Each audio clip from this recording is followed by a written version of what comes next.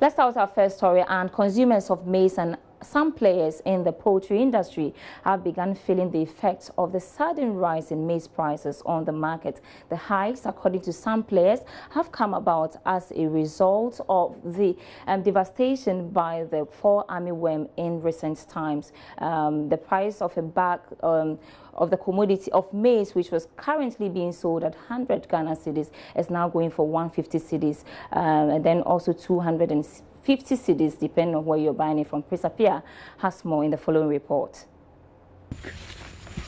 Here is Nyamebetre number 2 in the Sechafran plains of the Ashanti region, where 28-year-old Enes Yakwani is a farmer.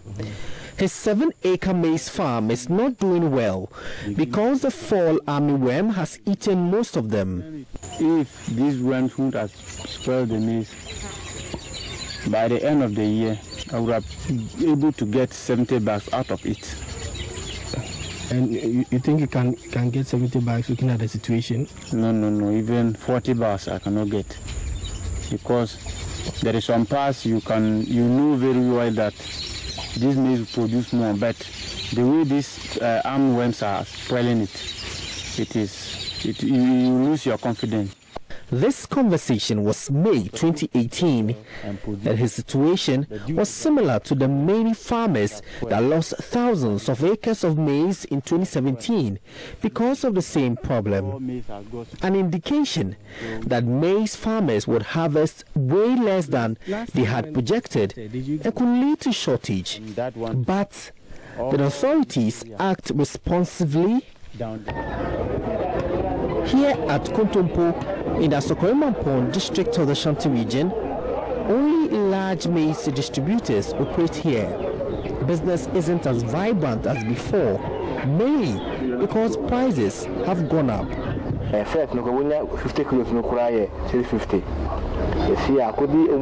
50 kilograms of maize was 65, but now it is between 85 and 90 cedis. New maize was between 80 and 100 cedis, but now it's almost 200 cedis. Old maize is now 250 cedis, but it was 180 cedis then.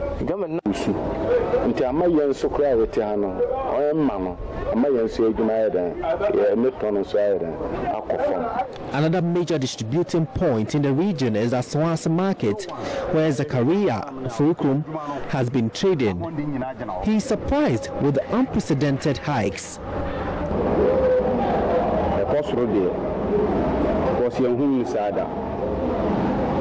The price of maize has never been this high. 100 kilograms of maize bag has never been sold for 200 cedis. Last year, it was 180 cedis. Now it is between 240 and 270 cedis. And I'm saying, I'm on a buy.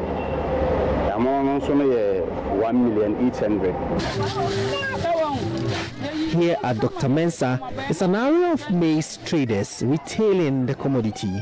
According to them, the prices could further go up. The highest we have sold the dried maize was 22 cedis, but now we are selling at 30 cedis. The prices are unprecedented. School is yet to reopen. School feeding program will buy more, and the prices will shoot because of the demand.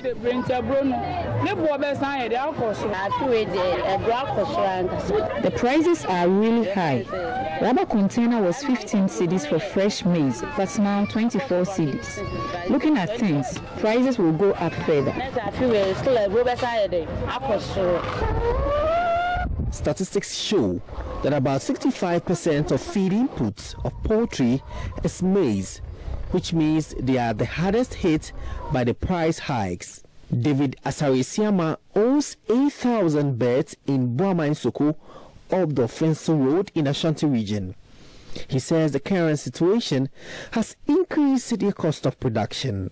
If a bag of maize is 140 Ghana cedi, just a month ago we were buying it for 250 Ghana cedi. So for a ton, if I need about 4 bags, that is almost 1,000 Ghana cedi. So you can imagine that maize being the bigger ingredient in the ton ration is taking more of the profits of the farmer. So a year ago, I mean, I could buy perhaps a trailer of maize that's over 30 tons. This year, I have just got a few bags. Why? If somebody wants to even credit you, you will not buy. Feed suppliers to these poultry farmers are bearing the rippling effect. Godfred Amponsa is worried farmers are resorting to unconventional ways to feed their birds. Because of the maize issue, most farmers are not getting the proper feed for their birds. So they have to resort to konkonte and other sources of carbohydrate. And this is affecting the birds health-wise. So he'll be running at a loss. He hasn't got the money to come and buy the feed. So he'll be begging me, the supplier or the dealer, Mr. Amponsa, please supply me. I'm trying to raise money from somewhere to come and pay you. At the end of the day, he won't come. So if 10 of these people come and plead for me to supply them, and these 10 are not able to pay, automatically that means I'm losing. So it's affecting me financially. Meanwhile, with fresh maize gradually coming onto the market, it's supposed to be good news. But even with that, there are challenges. Chairman of the Ghana National Poultry Farmers Association, Victor Poneje, explains. You know, we use maize with the moisture content between 12 to 12.5%. Anything above that results in diseases and other things that will affect production and even the growth of the birds. Because of the price of the old maize, people have started using the new maize. And you cannot just use it, you have to take it to a dryer to dry them. And even that, it's not possible that you can get a 12.5%. It will be around 13.5.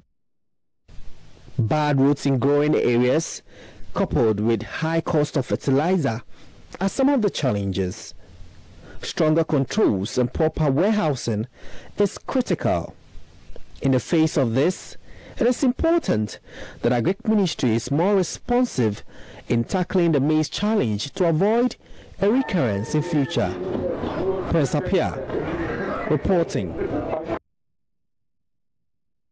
Interesting report by Prince Apia. Let's now take a look at the Ghana Commodity Index put together by Isoko and see how prices are actually faring on the markets. Now, let's go over to the screens, and there's the Ghana Commodity Index put together by Isoko, and a bag of Gary gained 7.78%, the highest for the month of August, and it closed at 188 per bag. That's for Gary. And so when you move on, you see granules and millets both gained between 2.5% to 3%, and it closed at 439 Ghana cedis. And also the other one, which is millets, was selling at 276 Ghana cedis. And imported rice also gained by 1.79% to close at 341 Ghana cedis. That's the month of August. So that's how much you get imported rice. And when we move to fresh cassava, it's made a slightly gain of 0.98% to close at 68.67 Ghana cedis. And so this is what Isoko is reporting, and the remaining commodities actually saw some decline, and Puna lost by 25.91% to close at 446.50%. Tomato also closed at 307.50, representing a drop of 5.09%. And so that's how prices are faring on the markets. It's being put together by Isoko. And let's talk about maize. Maize actually is not doing so well, and that's what you saw in the report. The average price of a bag of maize lost by 4.78%. So even though prices are declining, it's still on the high side. It closed for the month at 173.43%. Tapali recorded the highest and Tamale recorded the lowest. The average price for a bag of local rice also dropped by 3.85% to close for the month at 364.1%. Accra recorded the highest, and the lowest was recorded in Tamale. And when we move on to tomatoes, the price also dropped by 5.09%. It closed at 307.50%. Accra was the highest for 334 cedis, and Tamale recorded the lowest of 261 Ghana cedis. So those are the prices of food commodity on the Ghanaian market, so you know where to get what and where not to get what. Let's pause for a break. We'll be back with Business Live.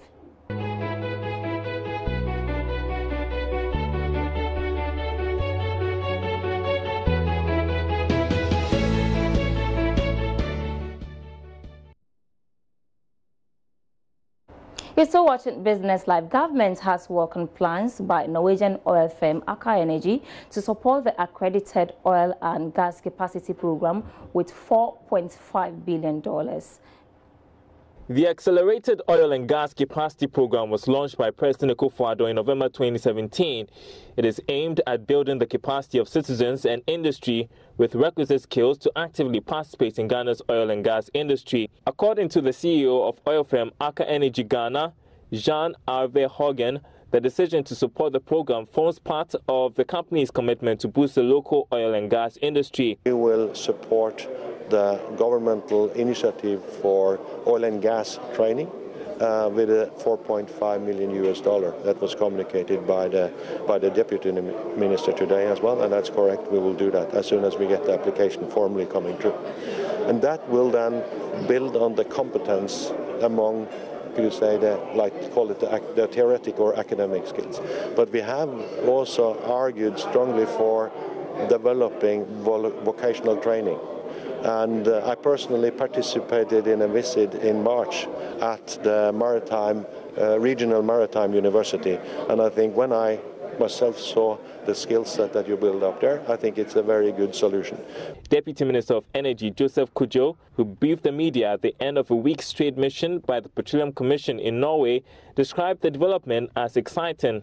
One thing I took to be an exciting point for Ghana as when the owner, Boche, saying that he has personal commitment not to see Aker as a corporate involvement in the country's oil and gas development, but to be engaged actively in industrial development of the oil and gas sector of the country. That is a different level altogether. And backing it with his personal commitment that he's going to give us $4.5 million, a decision that he says has been made, and he's going to commit the funds to support Petroleum Commission to implement the accelerated oil and gas capacity within program was very refreshing. Over 1,000 Ghanaians are expected to be trained annually under the Accelerated Oil and Gas Capacity Program. All right, so let's do our main story for the day. And have you ever heard of a 100-year bond? Well, President Nana Akufo-Addo over the weekend in Beijing announced a plan to float $50 billion century bond. What does it really mean? Philip Namfuri, our in-house analyst, is here to help us. Philip, hello, what is 50-year century bond? Okay, so it's 50 billion. Yes, yeah, very high figure. Century bond, as the name suggests, 100 years. But what we are gathering is that this is they haven't firmed it up yet. So there's nothing concrete for us to say, okay, this is what they're going to do. But what we gather is that it's going to be issued over a period of years, if I may say so. So maybe there can be an issuance for a 20-year, 30-year, then maybe another 10-year, another 20-year, another 30-year. And maybe this, it will be issued in different currencies also. Okay. So you can have the euro, you can have the dollar, you can have the yen, whatsoever. But century bond is part of what we call ultra-long bonds. And what does that really mean? Long-term bonds, 20-plus years. Somewhere in April 2017 or 18, April 2017, I beg your pardon, the U.S. Treasury Secretary, Steve Mnuchin, was also trying to test the markets to see if they will appreciate or they will welcome long issuances of such bonds. And normally you do this to free yourself up. You give yourself enough space and stuff. But the thing here is that your macroeconomic fundamentals inflation. We'll come to that, but what will push a government to go into such a long-term bond? Desire for money for projects. Okay. Look around you. We need a lot of infrastructural projects, and you know we are trying to move beyond aid and stuff. In addition to moving beyond aid, we have to develop our domestic revenues, and in addition to the domestic revenues, we can borrow. Borrowing is not a bad thing, but it's how much you borrow and what you're using the funds for.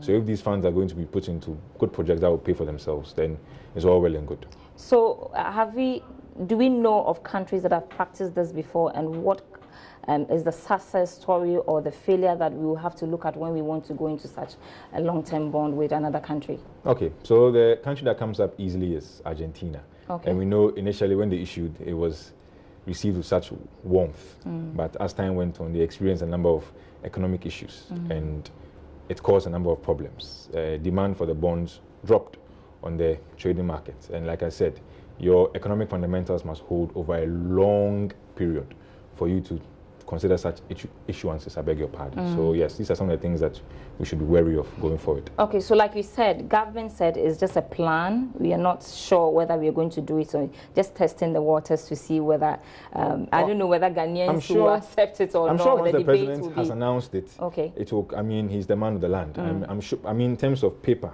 so this is what it is. We don't have that yet, so that we cannot speak very intelligently on it. You spoke about the economy. Are we positioned in a place where you think that this is going to go well with us?